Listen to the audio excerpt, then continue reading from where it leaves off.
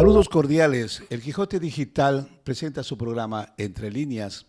El tema que vamos a tratar hoy es sobre la Asamblea Nacional, su proceso, su estructura, para lo cual los hemos invitado a ustedes para que nos acompañen. Bienvenido el coronel en servicio pasivo, William Narváez. Y el licenciado y es candidato, pues, ¿no?, a la Asamblea, Lizardo Suárez. El 14 de mayo se instala la Asamblea Nacional para elegir sus autoridades y comisiones.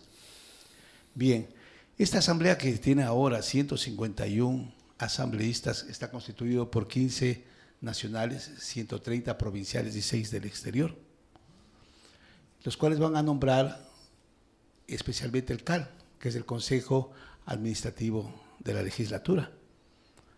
Y esto está conformado por presidentes, 2 vicepresidentes, 4 vocales. Creo que este momento es importante. ¿Cuál es la capacidad de gestión que tienen los dos movimientos más fuertes, en este caso RC5 y ADN? Creo que el movimiento Revolución Ciudadana tiene mucho más experiencia en el manejo político y asambleístas. Y ese es tal vez un temor de que de pronto ellos manejen mejor el tema y puedan elegir, qué sé yo, presidente o no. Por eso es que yo consulto con ustedes y les pregunto, ¿es verdad que ahora que la Revolución Ciudadana ha perdido las elecciones, cree que ustedes van a ampliar su agenda, que ya no sea solo de impunidad y que de pronto lleguen y se elijan autoridades de consenso? ¿Creen que eso es posible con la Revolución Ciudadana y ADN, por favor?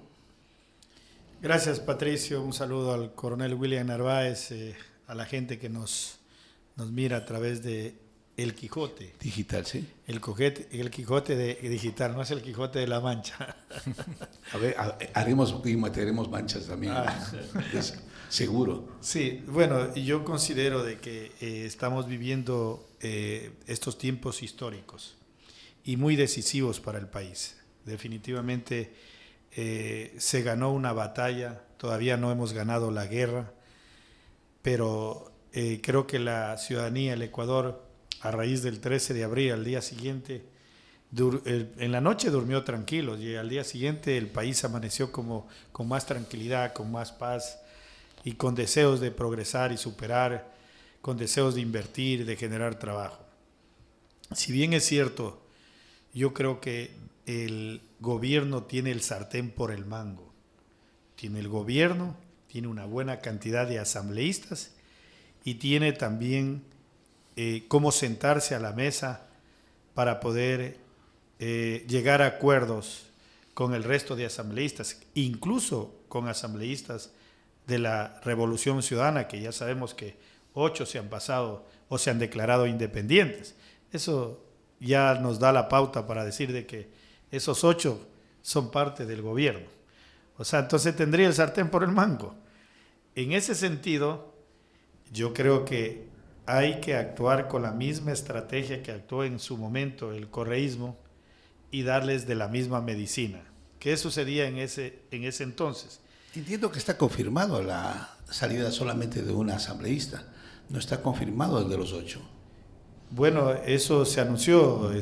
Bueno, en un inicio se habló de 8. Sí, pero realmente hay tú lo confirmado manifiestas, uno. Patricio, sí, es uno que es confirmado. Así es. Uno es confirmado y supuestamente, como dice Lizardo, los otros pasarían a ser unos asambleístas independientes. No se identifican ni con el uno ni con el otro, pero obviamente les va a jalar hacia la parte oficialista. Eso es visto, ¿no es cierto?, ese tema.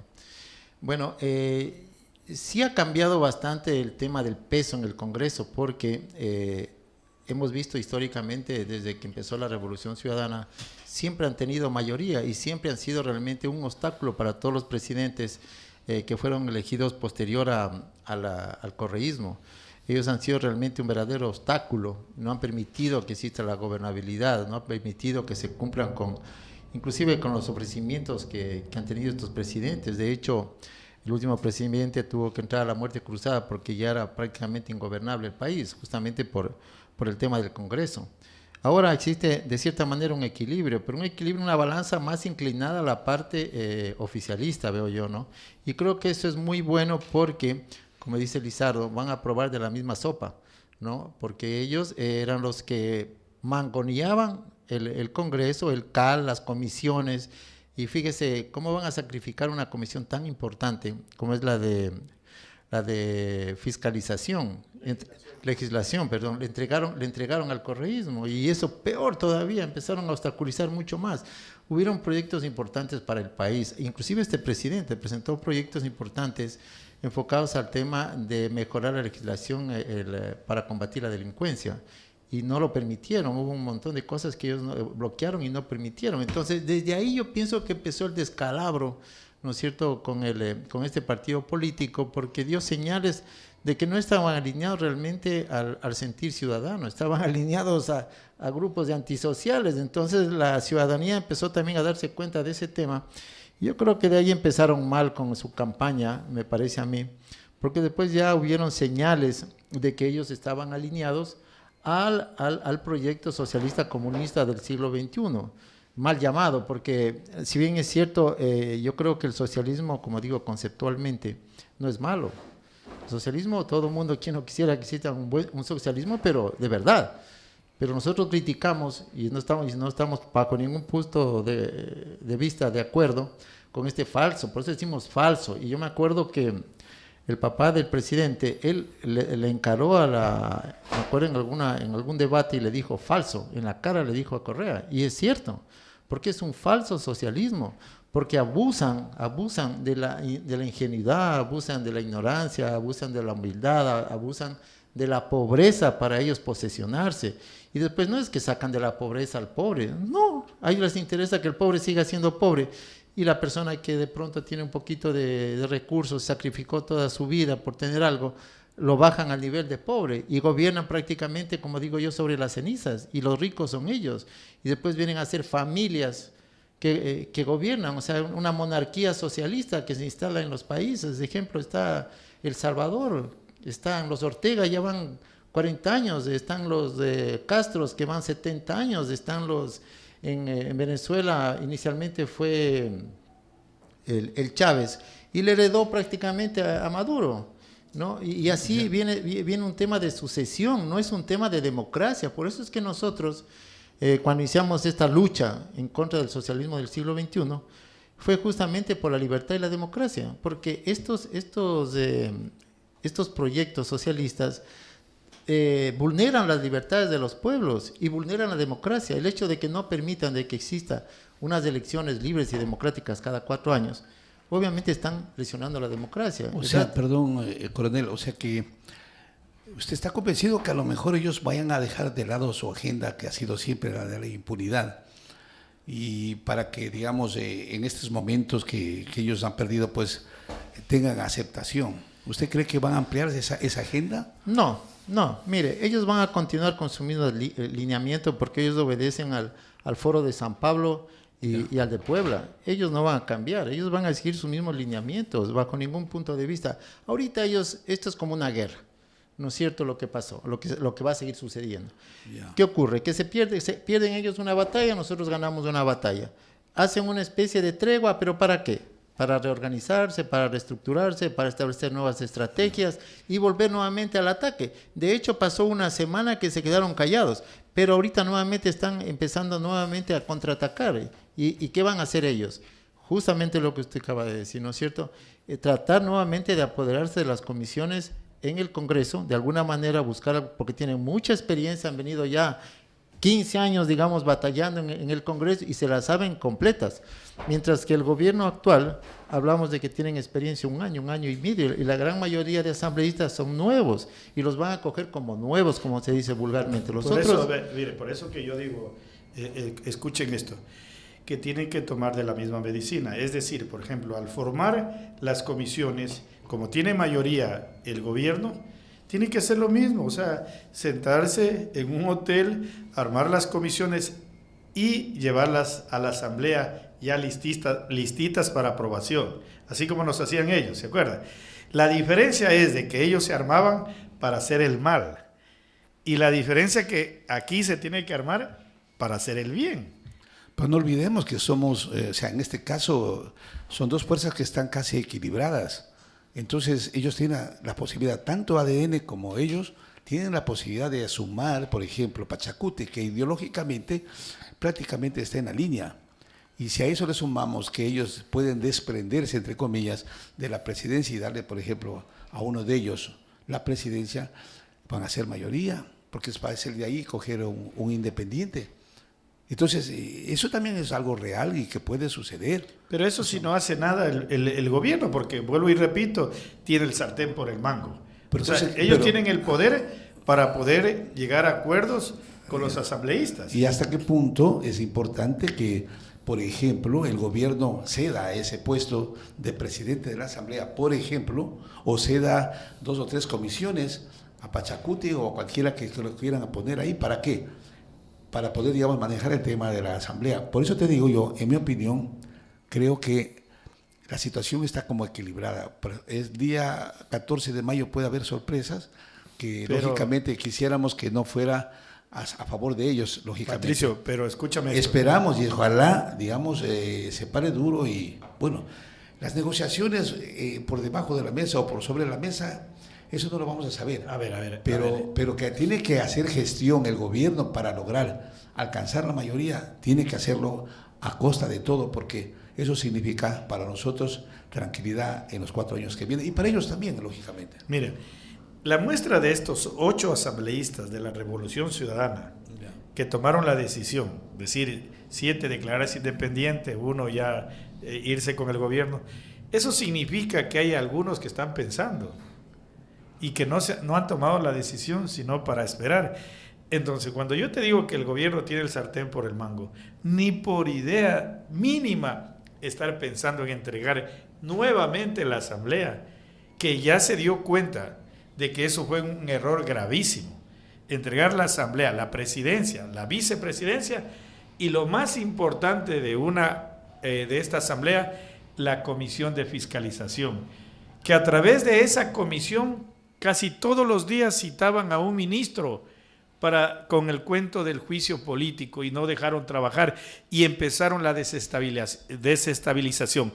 Un poco más y el gobierno de Noboa posiblemente hasta lo tumbaban, si hubiera sido un periodo de 4 años, porque ya al año ya lo tenían bajoneado, ya lo tenían casi liquidado, porque ellos desde la asamblea, y a veces la gente cree que el poder más importante en una república es el ejecutivo, y realmente es la asamblea, pues.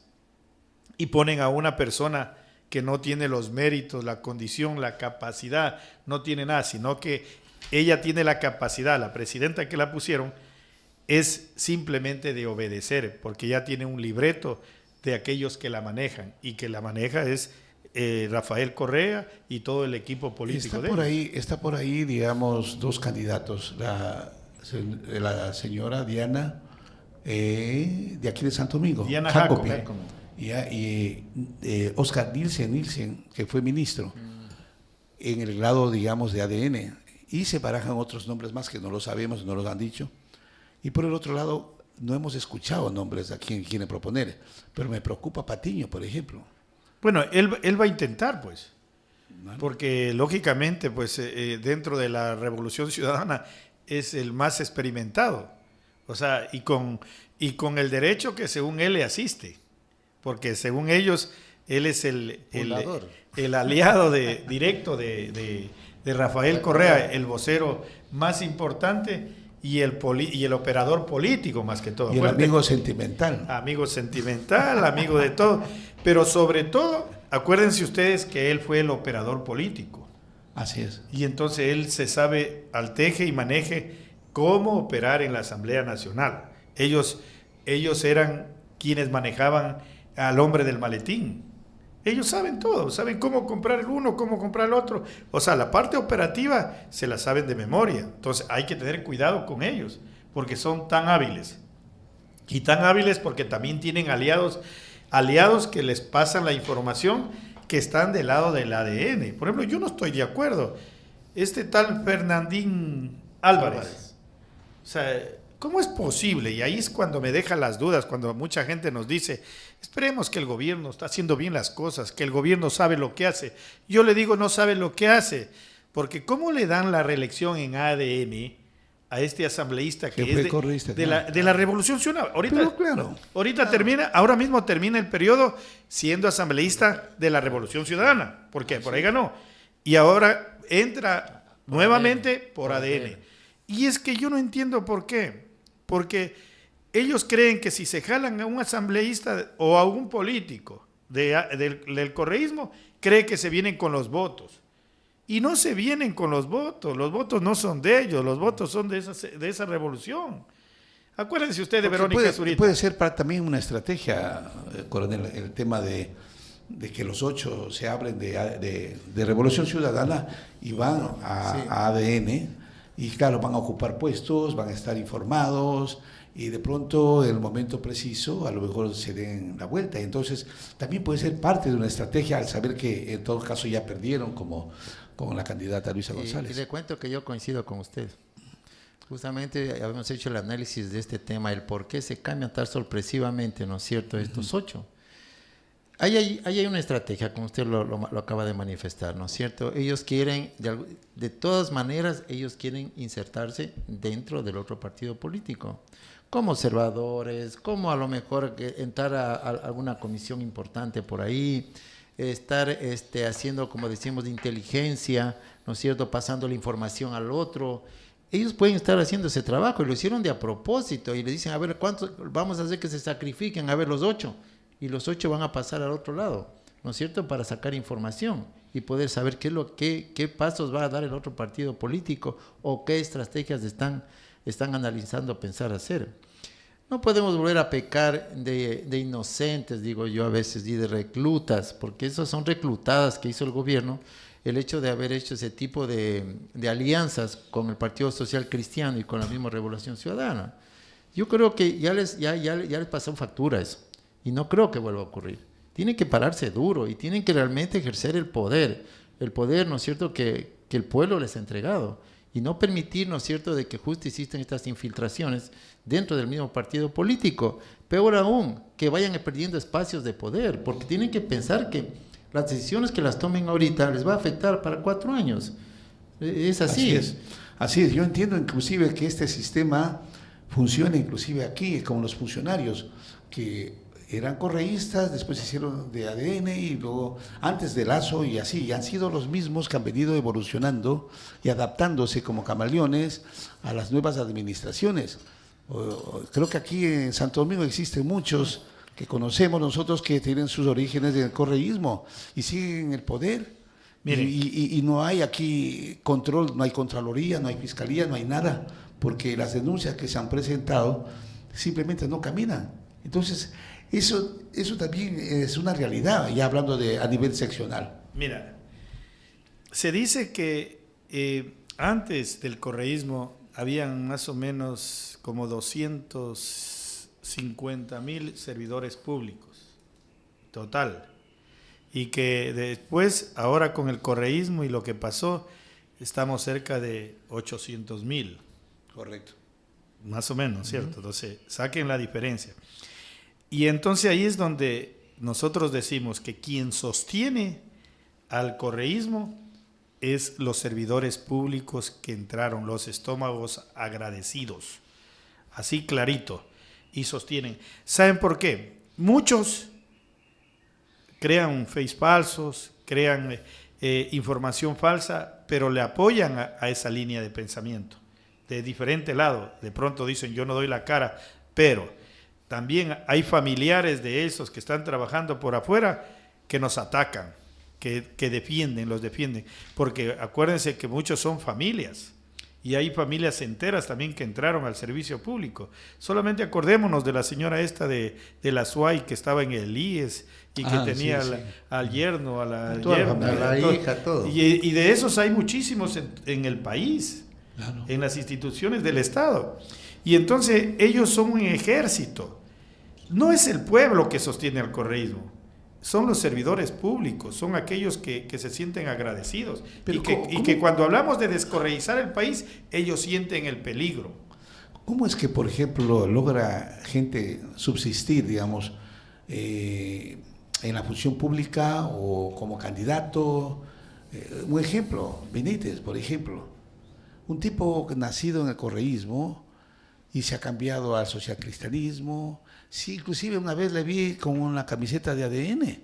Tuvo en la anterior campaña. Y entonces yo me pongo a pensar, digo, ¿cómo puede existir ese tipo de políticos que no le hacen nada bien al país y son los encargados ahora de poner, qué sé yo, contralor o un delegado aquí? Imagínate qué clase de gente. Por eso es que aquí no pasa nada. En Santo Domingo no existe Contraloría, no existe nada, ningún sistema de control. ¿Por qué? ¿Por qué? Porque simple y llanamente el que alguna vez el alcalde lo condecoró y le entregó las llaves de la ciudad está en la roca en este momento. Pero entonces yo digo, ¿qué debemos hacer? Aprovechando que hay un nuevo gobierno, que hay la esperanza de que las cosas cambien. ¿Cómo lograr que el gobernador, entre comillas, no sé si es correísta, es ADN, no sé, pero no se le escucha mucho, no le veo acciones concretas sobre temas de corrupción, qué sé yo, cambiar funcionarios que no funcionan, no caminan, etcétera? Pero mira cómo estamos, y entonces esa es la preocupación. Ahorita, como estamos empezando un nuevo gobierno, es como que se renace las fuerzas, las esperanzas y creemos que las cosas pueden cambiar. Pero tengan presente, amigos todos, no es que ellos van a venir de arriba a hacer los cambios. Nosotros tenemos que obligarles y presionar y exigir, nosotros los ciudadanos. A ver, Patricio, usted está en sintonía, como se dice. Mire, lo que acaba de decir a lo último es justamente el propósito con Lizardo de haber formado este grupo de ciudadanos y irlos fusionando muchos más ciudadanos de bien, ¿no es cierto? Y esclarecer, no solamente aquí en Santo Domingo, esto tenemos que difundir a nivel nacional, ¿no es cierto? Y fortalecer estos grupos de ciudadanos. ¿Por qué? Porque, como usted lo manifiesta, ¿por qué los políticos son los que tienen que tomar las decisiones y las riendas del país y poner funcionarios a conveniencia, gente que no está capacitada, gente que no tiene la condición moral para estar en esos puestos? ¿No es cierto? Entonces nosotros, los ciudadanos, los que pusimos el voto, ¿no es cierto?, para elegir este gobierno, nosotros somos los que tenemos que buscar y reclamar cada vez que entre un funcionario, salir a protestar a la gobernación. ¿Cómo así este funcionario si tiene este historial? Ese no representa a la ciudadanía. Nosotros no pusimos un voto en la urna, ¿no es cierto?, para que ese tipo de gente vaya. Nosotros hemos puesto un voto en la urna para que el presidente nos represente. ¿Y cómo nos va a representar? Colocando gente correcta, gente honesta, gente de bien, gente que realmente quiera lo mejor para el pueblo. Y existen prácticamente dos líneas, hablamos así, o dos acciones que se pueden realizar para descorreizar el país, que es un gran mal que tenemos, es la verdad, es lo que ha interferido permanentemente en el desarrollo del país. Que yo lo escuché a Andrés Páez. Él habla, por ejemplo, de todos los funcionarios de libre remoción. Ellos simplemente, gracias, vaya, y simplemente cambian. Ya que estuvieron un año y tanto, ¿no es cierto?, en las diferentes funciones, yo creo que hay que renovar ese personal. Y eso es fácil. El otro hace aplicar el artículo, me parece, el 238, me parece que es, de la Constitución de la República, en la cual señala de que todo funcionario público tiene que ingresar realizando el concurso de merecimiento. Concurso de méritos de oposición. Si es que no lo ha realizado, significa que no ingresó respetando todo el procedimiento legal para ocupar ese puesto. Entonces pueden pedirle la revocación de ese puesto, ¿no es cierto?, y hacer una reingeniería de todos los puestos públicos y nuevamente, claro, invitar a todas las personas que cumplan con todos los procedimientos y ingresen al sector público. Hay esos dos sistemas y esos dos sistemas son legales. Sí, pero bueno, sabemos que debería funcionar, pero en la práctica seguimos en lo mismo, o sea, no pasa nada. Sabemos que la gente como que se transforma con facilidad y sigue en el poder. Yo recuerdo en la época de Lasso, cuando recién inició la administración, se le pidió y se le exigió que sea la gente que le apoyó la que vuelva a ocupar esos puestos que Andrés Páez muy acertadamente dice que solamente es cuestión de un plumazo y una firma. Así es. pero no pasó nada. ¿Qué es lo que dijo? Yo no puedo cambiar 50.000 técnicos, ellos son técnicos, ellos no son correístas, son técnicos. Y ahí está, le costó el puesto, le costó, digamos, su presidencia, porque no solamente es una cuestión política de alguno que dicta alguna cosa, orden en asamblea o en algún ministerio, no, es también la gente, el funcionario de mandos medios, que es que traba todos los trámites y traba todas las acciones que, por ejemplo, vengan de la parte alta del Ejecutivo.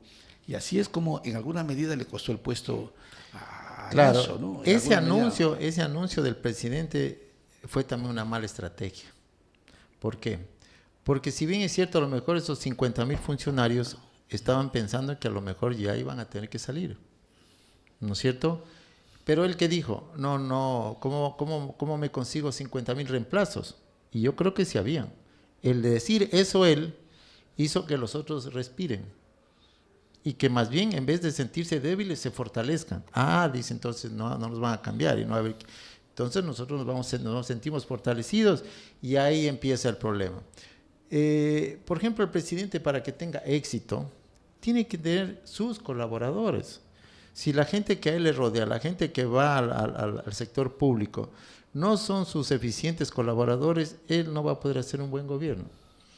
Debe tener la asamblea a su lado. Pero por supuesto. Ojalá, yo espero que la señora Sin, su madre, sea elegida ya para largo, son 2 años que deben administrar, porque a ella le corresponde el 24 de mayo ponerle la banda presidencial a su hijo. Así es. Un caso creo que único, no sé si en el mundo o en la historia del mundo, ¿no? Pero creo que es un caso que me parece muy importante, muy interesante. Considero que la señora Sin es una persona muy respetable, una dama, que está preparada, y digo, está preparada en el sentido de esa larga trayectoria de campañas acompañando a su esposo, Alvarito, y ahora a su hijo. Espero que, y estoy convencido de que las cosas van a salir bien. También estoy convencido que ADN no va a dejar su agenda de impunidad y hará todo lo posible para que este gobierno no funcione. Y por eso es importante lo que ADN usted dijo, o el correísmo. No, pues eso no va a dejar que administre bien al ADN, pero digamos es el correísmo el que va a hacer oposición. Por eso es en ese plano es lo que usted dice, ¿no? Hay que descorreizar. Y como dijo alguna vez Lasso mismo, hay que cambiar todos los mandos medios y nunca los topó. Y le costó el puesto. Eso es lo que le costó, justamente. Yo creo que esperemos que esa experiencia Noboa lo haya visto, lo haya palpado y se dé cuenta de que es importante hacer cambios, especialmente en mandos medios, para que las obras o las propuestas del caminen. Mira, yo creo que ellos no se han dado cuenta. O sea, parece que volvemos a cometer los errores de Guillermo Lasso, porque el haber dado como ejemplo, nomás que te digo, de este Fernandín, hay muchísimos en el país. Haberle dado ese espacio es peligroso. Y eso hace que ellos tengan una lectura diferente a la que tiene el pueblo. El pueblo votó por descorreizar el país, acuérdate con Guillermo Lasso, porque la propuesta era descorreizar el país. Y la propuesta de Fernando Villavicencio era en firme. Nadie se acuerda que Fernando Villavicencio dijo que lo iba a traer a Trump, o que iba a mejorar la economía, o que iba a darle a los agricultores esto. No, la lucha contra la corrupción. Esa era la bandera de campaña y, lógicamente, descorreizar. Y entonces el pueblo ecuatoriano aceptó esa propuesta y por primera vez en la historia del Ecuador los ciudadanos íbamos a poner un presidente. Por primera vez en la historia. Digo los ciudadanos porque era de abajo hacia arriba. A Fernando Villavicencio no le pedían. A Fernando Villavicencio le daban. ¿Qué quiero decir? Que la gente, los ciudadanos, ponían una pancarta, ponían esto y otro. No le pedían. Nadie le pidió a Fernando Villavicencio que nos mande dinero, que mande pancartas o que mande publicidad. Cuando pasaba por cualquier sector le ponían y hacían vaca para poner. Por eso yo digo que por primera vez en la historia del Ecuador los ciudadanos íbamos a poner un presidente. Lo contrario de Guillermo Lasso y lo contrario del correísmo y lo contrario de Daniel Noboa, que es de arriba hacia abajo. Y en este sentido era de abajo hacia arriba. Y ahí viene el tema, que como los ciudadanos pusimos a Daniel Noboa, pensando en la libertad, en la democracia, en contra de este mal llamado socialismo del siglo XXI. De esa misma manera yo creo que debemos mantenernos organizados para poder abrirle los ojos al presidente antes de que cometa los errores y no dejarlo solo, como pasó al inicio con el acuerdo de la Asamblea. Entonces nosotros no podemos decir, esperemos que el presidente, no, sino es antes. Y ahora, por ejemplo, ya tocaremos el tema en su momento de la Asamblea Constituyente, porque también aquí viene lo que los ciudadanos pidamos en todo el territorio del Ecuador, por el bien del Ecuador, por el bien de la prosperidad. Si aquí estamos hablando del coronel William Narváez, estás tú, Patricio, estoy yo, está la gente que nos está escuchando, ¿con qué fin? Con el fin de que el país coja el rumbo de la prosperidad, el rumbo de la honestidad, el rumbo del trabajo. Mientras los políticos estén desarrollando su trabajo, los ciudadanos estamos progresando. Eso es lo normal. En otro país, usted no va a ver ni lo conoce al alcalde, ni a los concejales. Sería lo ideal, ¿no? ¿Sí o no? Claro. Los conoce, ni siquiera los conoce las caras. Lo que hace es ver la obra pública, ver los servicios públicos, y usted dice, qué chévere vivir en esta ciudad, en este país. Eso, pero no es que acá primerito le ponen la cara, el nombre, una obra mal hecha, le ponen ahí la cara y la publicidad vale más que la obra, por decir yo la hice. Y hacen notar como que la autoridad o el funcionario público sacó del bolsillo e hizo la obra. Y eso le hace notar a la gente. Y la gente se convierte en un sistema de que, señor alcalde, ayúdeme, señora prefecta, ayúdeme, cuando la gente debe saber que es una obligación de ellos hacer la obra. Y no esperar que hayan 300,000 huecos para arreglar la calle. Usted vaya a ver unas calles, pero realmente que dan pena. La vía Albúa, la vía a las Mercedes, la vía... ¿Cómo es posible que nosotros esperemos que haya 300,000 huecos para después protestar? Yo creo que es importante en este momento analizar nosotros la posibilidad de que, bueno, la presidencia por derecho le corresponde a la señora Anabel Asín, ¿ya? Pero eso es Inicial. inicial. Sin embargo, Para también instaurar puede ser, la pero primera. también puede ser elegida, ¿no? De pronto ya para los 2 años que restan. Yo entiendo que hay que conformar también al CAL con sus integrantes, y ya estamos hablando de un presidente, 2 vicepresidentes y 4 vocales. La pregunta es, bueno, ¿cuántos correístas van a entrar ahí? Porque entiendo que tienen derecho a tener también su representante en el CAL. Y ahí viene la pelea, y ahí viene, digamos, la propuesta, digamos, si se quiere, de parte de ambos a quién proponen para el CAL, que es importantísimo también. Tenemos 3 comisiones más o menos que yo considero que son importantísimas. La que es fiscalización, la económica y la de legislación, creo. De justicia, creo, De me justicia, parece. sí. Sí. O sea, que son preponderantes, ¿no es cierto? Que debe estar en manos también del gobierno, que ya no se vuelva a cometer el error anterior. La pregunta mía es, digamos, ¿a quién podríamos poner ahí? ¿O quién puede aceptar que queda la presidencia con ADN y el resto, ¿a quién le das? Porque ahí está también la negociación. O sea, toca dar. Y entiendo que el Partido Social Cristiano ya dio su respaldo a ADN, y falta de Pachacuti que también lo haga. Bueno, el hecho es de que en todos los asambleístas tienen que estar ubicados primero en el CAL, de los que tienen mayor votación, correcto, y en todas las comisiones, eso es por ley. Es correcto, es que todos forman las comisiones, claro. Así el tema es de que en el CAL, primero que el gobierno tiene que asegurarse de tener mayoría, o sea, para poder darle a ellos una participación como es normal. Y en cada una de las comisiones tiene que elaborar la mayoría, y especialmente en las comisiones que tú has nombrado, y darles la participación a ellos. O sea, y como hacían en el tiempo de ellos, ¿no? Aquellos políticos que ellos querían los mandaban a la comisión de los perritos, a la comisión de los gatos. Por ejemplo, a Lucio por allá los mandaron en una comisión, vaya por allá. Y así los mandaban, o sea, pero en las comisiones ellos mismos ponen los nombres, ojo, el que tiene mayoría. Pero verás, hay una cosa que es importante mirar. si bien es cierto son los dos bloques mayoritarios, pero resulta que esos poquitos que están a disposición de cualquiera de los dos son tan importantes como ellos, que son una cantidad bastante considerable, ¿no es cierto? Así es que yo creo que el voto de ellos deben ellos haberle sobrevalorado inclusive para que sean escogidos y dirán, yo quiero eso, he puesto, si no, no te apoyo. Entonces la cosa no es tan fácil, ¿no es cierto? Entonces yo digo, ¿será que cede el gobierno en alguna medida? ¿Cuántos asambleístas son en su totalidad? 151. 151. Sí. ¿Cuántos tiene metió el gobierno ahora? 66. Y 67 se supone que tenía Revolución Ciudadana. Así es, 66 a 67 estaba. La Revolución Ciudadana sacó uno más. Uno sí. más. Pero se supone que ya renunció una persona, que es Álvarez, me Pasó parece. independiente y ahí quedaron tas contadas. Me parece que sí.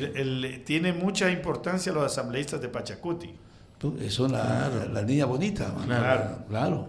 Tiene mucha importancia. Entonces, prácticamente... Cualquiera de ellos. Claro. Por eso que es importante, si es que abandonan la Revolución Ciudadana algunos asambleístas, entonces por eso yo digo, el sartén por el mango lo tiene el gobierno para poder negociar, Ojalá se concrete esa separación, porque yo considero que debería más gente debería estar afuera. Yo creo que eso se va a dar. Porque hay un problema, un conflicto interno por la pérdida justamente, porque la participación del expresidente Correa y algunos asambleístas como Paula Cabeza, Gisela Garzón, metieron las patas, hermano. Metieron las patas con el tema de... Mira, el Foro de Sao Paulo establece y dice que corrompa a todos aquellos para que puedan ser obedientes. Ese es el mensaje en el contexto general. Entonces, ¿qué hace la Revolución Ciudadana para escoger los candidatos a la Asamblea? ¿Por qué dice que nos pusieron a competir con delincuentes? Porque tiene que coger candidatos que tienen rabo de paja para poder sostenerlos. Entonces, en su mayoría, acuérdense ustedes ahora que esta candidata que se cambió y se declaró independiente. Ya le sacaron. Ya. Entonces, ¿qué salió por ahí Alexis Glosa. diciendo que ella tiene una deuda en la CPN de 850,000? Sí. ¿Eso qué quiere decir? Que Que ellos otros cogen candidatos que tienen ese tipo de atropellos para poderlos sostener. Lo que pasa se le fue de las manos, seguramente hay un acuerdo por debajo de la mesa, porque ella ya sabía que tiene eso y que le iban a sacar. Pero algo debe haber hecho para poder arreglar ese problemita. Claro. ¿Está sobre el $1,000,000 cada candidato? Mire, no es estúpido pensar, porque acuérdense ustedes que cuando el correísmo necesitaba un voto, ese voto costó más de $1,000,000, puestos por acá, puestos por allá y puestos por acá, pero el correísmo no soltó la asamblea. Acuérdense, cuando iba a la reelección del Corcho Cordero. Así es. Bueno, ellos tenían casi el control total. Yo quiero agradecerles mucho la participación de ustedes y realmente me quedo tranquilo porque tenemos más o menos las mismas ideas en cuanto a lo que puede suceder. Todos tenemos la esperanza de que las cosas mejoren. Es más, yo con gusto le comentaba a un amigo que en mi barrio ya automáticamente ya veo construyendo como 3 lotes, ya están alzando casas, y veo por otro lado también y digo, ¿qué diferencia que hay? Se siente esa diferencia. Yo creo que aquí lo que hace falta es rematar por parte de los ciudadanos, exigiendo que esas autoridades que están en este momento, que sabemos nosotros que son correístas, deben salir de ahí y deben ocupar gente capaz y preparada y que tenga un historial de transparencia total. Yo quiero agradecerles a la presencia de ustedes y bueno, la próxima nos falta temas importantes y yo creo que el tiempo nos va a dar la razón. Tenemos que trabajar como ciudadanos y hacer todo lo que tengamos que hacer, porque el voto e ir a las urnas no es suficiente. Y bueno, gracias a todos ustedes. Agradecerte, Patricio, porque definitivamente hay que conversar. Yo creo que ahora mismo, como tú acabas de decir, hay vientos y soplos de libertad, de democracia. Qué chévere es sentarse en un sede. Posiblemente si ganaban ellos no estábamos aquí sentados, Pato. No, ya me hubiera tocado rematar lo que está aquí. Así es, mi coronel. Patricio, yo le agradezco también a usted que brinde este espacio. Parece que nos manejamos la misma línea Yo creo que como ciudadanos de bien tenemos que arrimar el hombro por nuestro país, por nuestra familia. No podemos permitir que se pisotee la libertad y la democracia. Y tenemos que seguir luchando como ciudadanos de bien y no permitir que los políticos tradicionales, esos políticos corruptos, quieran nuevamente ensuciar a nuestro querido país, que es la lucha que tenemos y tenemos que seguirnos fortaleciendo. Y a través de estos espacios, poniendo en conocimiento a la ciudadanía cuál es el pensamiento ciudadano, nos vamos a ir fortaleciendo y cada día vamos a hacer muchos más.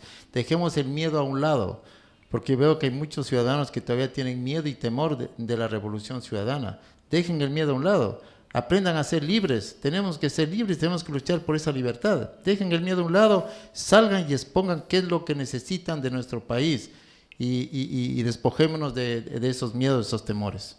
Ok, el Quijote Digital les agradece, sin filtros y sin miedos. Así es que bienvenidos para una próxima oportunidad.